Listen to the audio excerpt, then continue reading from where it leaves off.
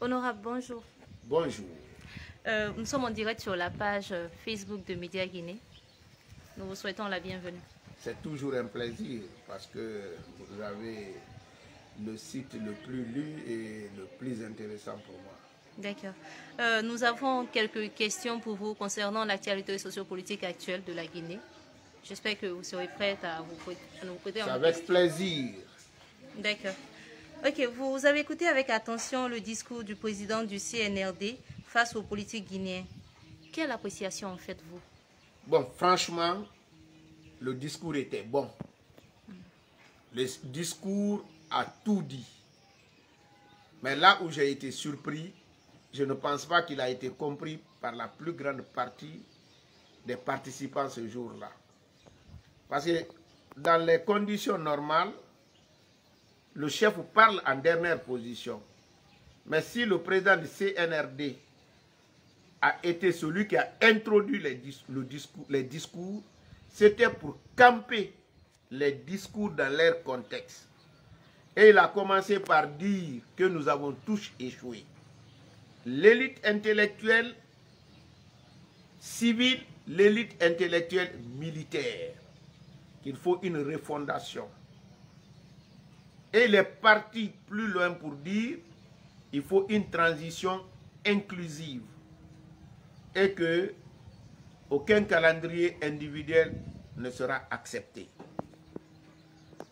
Plus loin, il dit qu'il faut réécrire la Constitution et que ce qui les a amenés à prendre le pouvoir, c'est parce que la Constitution qui a été adoptée par le peuple, ce n'est pas celle qui a été promulguée. Mais je ne pense pas que les gens ont compris ces différents passages. Si je commence par le dernier point, quand il dit la Constitution qui a été adoptée par le peuple, ce n'est pas celle qui a été publiée, c'est ce qui a motivé notre prise de position. Cela veut tout simplement dire que le président du CNRD accepte la Constitution qui est adoptée par le peuple. Si ce n'est pas adopté par le peuple, il n'accepte pas. Du coup, la Constitution de 2010, puisqu'elle n'a pas été adoptée par le peuple, c'est ce qui l'oblige à réécrire avec nous une nouvelle Constitution. Donc quand j'entends les gens dire FNDC, nous avons remporté la victoire, je me pose la question, quelle victoire? Parce qu'il a rejeté complètement la Constitution de 2010. Et il a rejeté cette Constitution aussi parce qu'il estime que celle qui a été adoptée, ce n'est pas celle qui a été promulguée.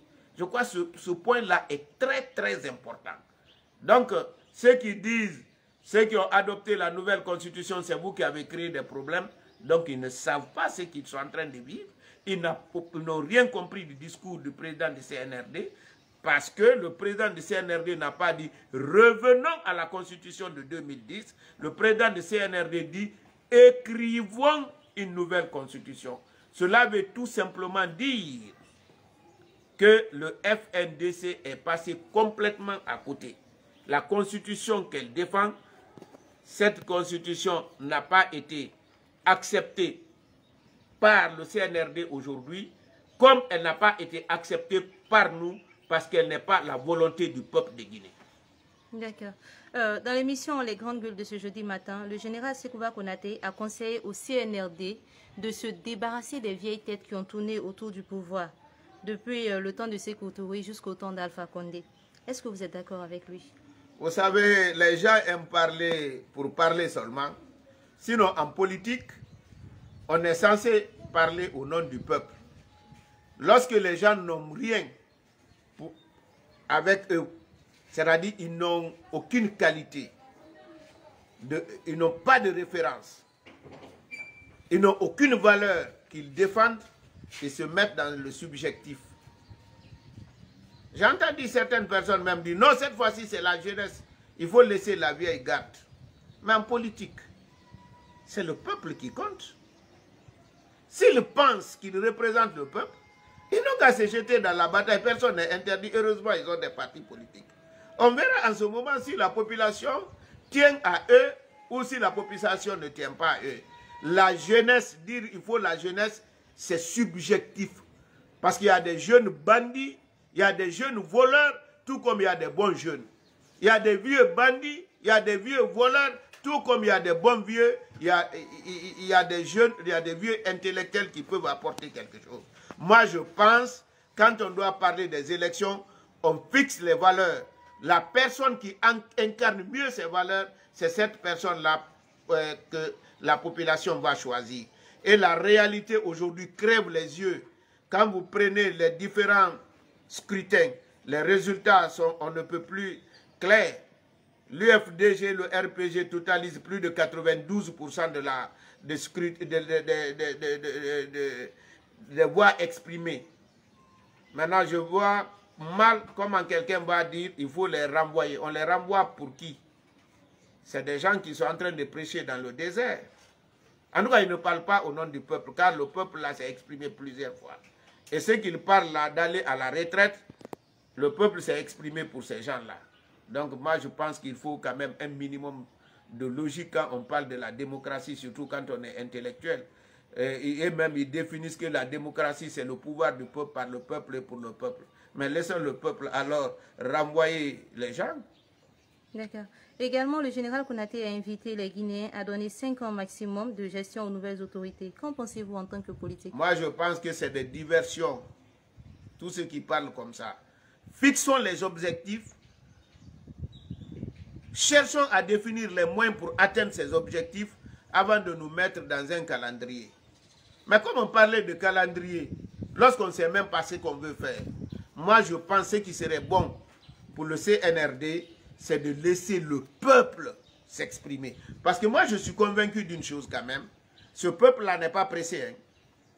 Parce qu'on a été trop pressé avec Dadis, il y a eu les événements du 28 septembre. On a été trop pressé avec Sekouba Konaté, on a connu 4 mois entre le premier et le deuxième tour, ce qui ne s'était jamais fait au monde. Cette fois-ci aussi, on veut être trop pressé jusqu'à mettre les charrues avant les bœufs. Moi, je pense, prenons notre temps. Les consultations ont commencé. Faisons en sorte que ces consultations aboutissent à la création des différentes structures qui seront des structures fêtières. Parce qu'on ne peut pas regrouper 300 partis politiques pour discuter quelque chose de sérieux. Aujourd'hui, nous avons l'ancienne opposition, nous avons l'ancienne majorité présidentielle. Il suffit tout simplement que ces deux blocs, qui représentent 95% de la population guinéenne, puissent désigner leurs représentants qui vont discuter d'une part avec le CNRD au pouvoir, d'autre part avec l'opposition pour définir les objectifs à atteindre et les moyens pour atteindre ces objectifs. C'est en ce moment qu'on peut parler de chronogramme. Et d'ailleurs, si le chronogramme est porté par les acteurs sociopolitiques, le CNRD sera à l'abri de la pression nationale comme internationale. À supposer que demain, connaissant les réalités du pays, surtout le passé, nous décidons que la transition soit de 3 ans ou même de 4 ans. C'est nous qui avons décidé. Est-ce que la communauté internationale va imposer une date au CNRD? Est-ce que la communauté internationale va dire que c'est le CNRD qui a décidé? Mais même si le CNRD décide aujourd'hui 1 an, on peut leur dire 8 mois. Moi, je pense, laissons les acteurs les mieux concernés de discuter de cette question et de proposer des dates au CNRD. D'accord. La casse des maisons, l'augmentation du prix du carburant, la flambée des prix sur le marché, le prélèvement des 5% du salaire des fonctionnaires, la fermeture des frontières avec les pays limitrophes et le détournement de deniers publics, l'impunité, le mauvais état de la route et la lutte supposée des clans. Et récemment aussi, l'augmentation du budget des institutions de la République, dont entre autres la présidence de la République. Est-ce que vous pensez que ces faits ont constitué, entre autres, entre autres, à la défaveur du président Alpha Condé? Moi, je pense que tout ce que vous avez cité là, on résume ça à un seul point. La mauvaise gestion du denier public. D'accord. Parce que si le pays est bien géré, il y a l'argent dans les caisses de l'État, on n'a pas besoin d'augmenter le prix des carburants. Si le pays est bien géré, il y a l'argent dans la caisse de l'État, même si on doit faire des prélèvements, mais ça trouverait que les salaires sont valorisés. Les gens ne vont pas sentir. Si le pays est bien géré, on ne parlera pas de l'impunité.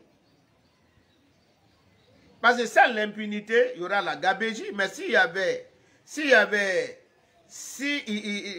parce qu'il y a l'impunité, il y a la gabégie. Donc, ce que moi je vais dire, c'est vrai, si nous voyons les causes immédiates, tout ce que vous venez de citer tout de suite, ont contribué, mais fondamentalement, c'est la mauvaise gestion. Cette mauvaise gestion est engendrée par l'impunité. Lorsque vous parlez, par exemple, du budget de la présidence ou le budget des institutions, j'ai vu les leaders des partis politiques même dénoncer. Mais ils ont très mal dénoncé. Moi, je suis déçu de ces leaders-là. Surtout ceux qui ont été ministres et même premiers ministres, quand ils ne peuvent même pas lire le budget de l'État. Lorsqu'on dit on a gonflé un budget, ce n'est pas une infraction, ce n'est pas un délit. Parce que le budget en soi, c'est le programme chiffré du gouvernement. Ce que le gouvernement veut faire. Donc vous pouvez avoir 3 gouvernements, il peut avoir des priorités différentes. Mais ce qui s'est passé, franchement, c'est une tentative de détournement d'une manière claire et nette. Mais c'est ce que l'opposition n'a pas pu dire. Vous savez, le président de la République, le professeur Alpha Condé, avait décidé d'être très regardant en ce qui concerne les dépenses publiques. Il a donné la priorité aux fonds de contrepartie et aux dépenses de salaire. Nous avons estimé que les dépenses de salaire n'évoluent pas. Il y a moins de problèmes là-bas. Donc là où les gens avaient l'habitude de prendre, puisque là-bas on ne peut plus prendre, on a transféré toutes ces charges-là maintenant au niveau des dépenses de personnel. C'est ce qui fait que je crois la Cour constitutionnelle, si j'ai bonne mémoire, a passé de 7 milliards à 114 milliards. Donc pour celui qui connaît comment le salaire doit être valorisé, tu ne vas pas dire qu'on a augmenté le budget, comme j'ai entendu les leaders des partis politiques dire, parce qu'on sait que le salaire a 2 composantes. L'indice et la valeur monétaire du point d'indice. L'indice du salaire est fixé par une loi. La valeur monétaire du point d'indice est valorisée par un décret. Donc s'il n'y a pas eu un décret, il n'y a pas eu de loi, lorsque vous voyez ces salaires, ce budget-là gonflé, vous ne devez pas dire qu'on a gonflé le budget, vous allez dire qu'ils veulent détourner, parce qu'il y a eu ça et ça. Ça, je suis tout à fait d'accord. Il y avait même au niveau de l'Assemblée nationale. Quand vous prenez tout le personnel, d'abord, les députés de l'Assemblée nationale sont 114 députés. Tout notre traitement, c'est autour de 61 milliards 500. On a 600 fonctionnaires parlementaires. Quand vous calculez tout, il ne dépasse pas 18 milliards. Quand vous ajoutez 18 milliards à 61 milliards, vous avez moins de 80 milliards. Donc, quand vous regardez aujourd'hui la dépense de personnel pour le budget de l'Assemblée nationale, on est autour de 184 milliards. Ce qui est excessivement grave. C'est pourquoi je regrette, mais le lendemain du putsch, sur notre plateforme, je n'ai pas manqué de dire à mes collègues honorables députés, quand chacun allait dans son sens pour commenter l'actualité, je leur ai dit que l'heure n'est pas à la victimisation, ni se lancer dans un fatalisme aveugle. Qu'est-ce que vous avez fait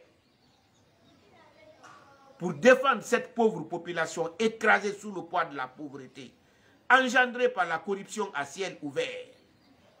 Comment comprendre que 2 ou 3 personnes se partagent plus d'une centaine de milliards au même moment, à moins de 2 kilomètres de nous, c'est-à-dire entre le palais Et l'hôpital d'Onka mourait des nourrissons pour faute de couveuse qui coûte environ 40 000 euros. L'heure aujourd'hui, ce n'est pas de voir les conséquences, mais il faut voir la cause. Pourquoi on est arrivé là? Moi, je pense qu'il est important aujourd'hui de tirer les très bonnes leçons parce que j'estime que le CNRD au pouvoir est une petite parenthèse et que demain, il faut qu'il y ait plusieurs générations de chefs de l'État du RPG Arc-en-Ciel.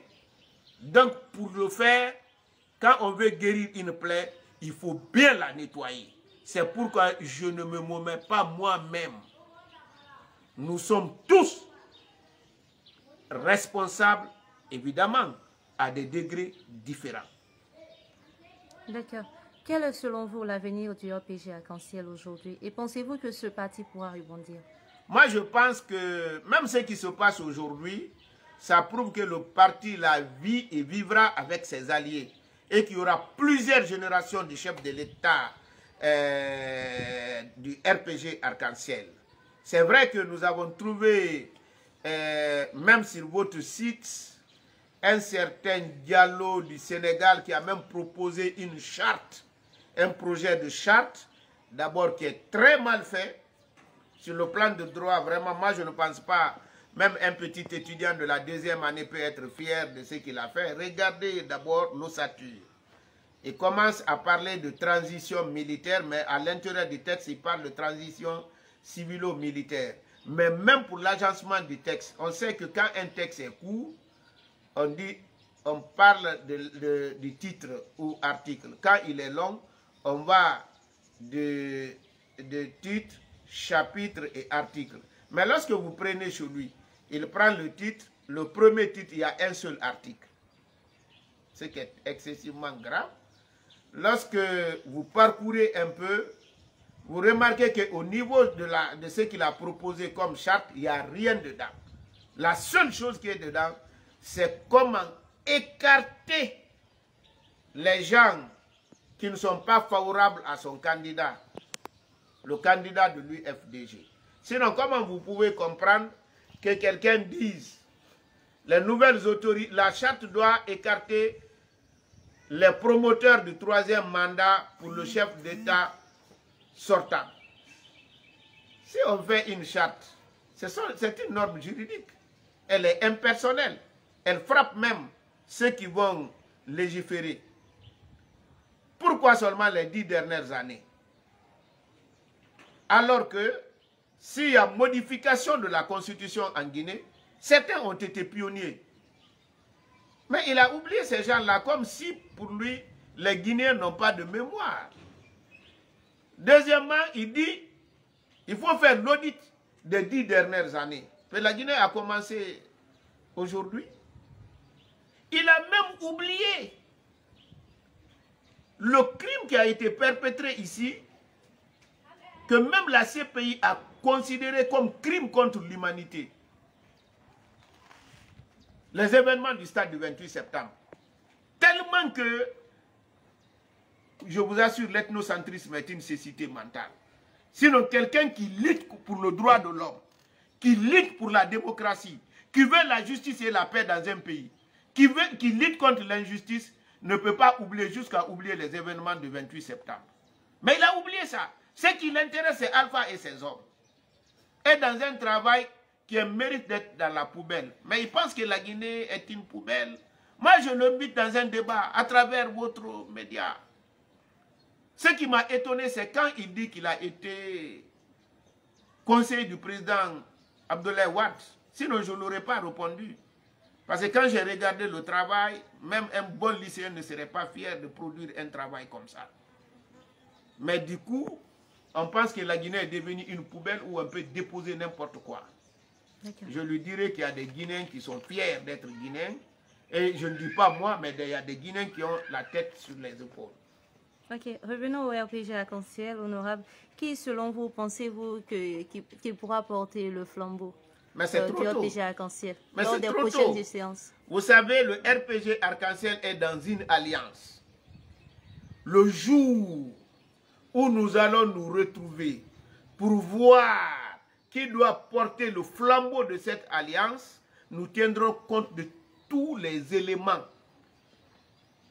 C'est-à-dire celui qui incarne plus les valeurs du RPG Arc-en-Ciel, celui qui est en mesure de remporter les élections, et s'il remporte les élections, celui qui est en mesure de multiplier le développement de la Guinée à la puissance exponentielle.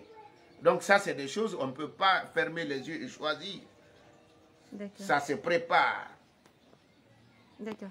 Donc, nous voilà donc au thème de cette interview.